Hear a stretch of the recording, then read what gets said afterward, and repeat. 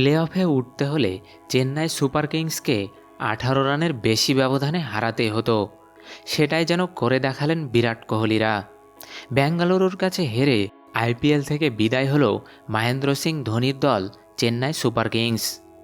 তাহলে কি IPL career শেষ হয়ে গেল মহেন্দ্র সিং ধোনির?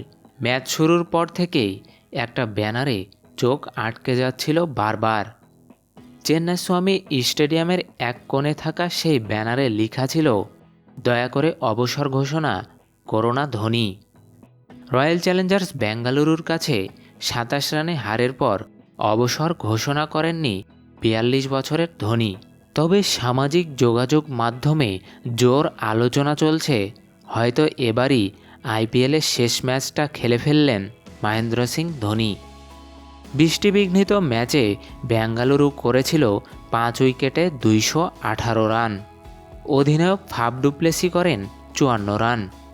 এছাড়া কোহলি করেন 29 বলে 47, রজত পাতিদার করেন 23 বলে 41 রান এবং ক্যামেরুন গ্রিন ছিলেন 17 বলে অপরাজিত 38 রানের ইনিংসে। চেন্নাইকে শেষ 4-এ ওঠার জন্য করতে হতো 201 রান, আর বেঙ্গালুরুর দরকার ছিল কমপক্ষে 18 রানের জয়। প্লে অফের জন্য শেষ ওভারে ধোনিদের লাগত 17 রান। নায়ক হওয়ার মঞ্চ প্রস্তুত ছিল ধোনির জন্য।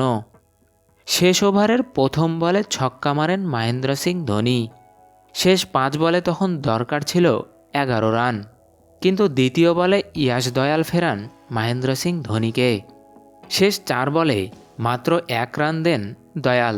চেন্নাইয়ের ইনিংস থামে 7 উইকেটে 191 রানে। রাচিন রাবিন্দ্রা করে 61, রবীন্দ্র জাদেজা করেন 42 রান এবং ধোনি করেন 25 রান।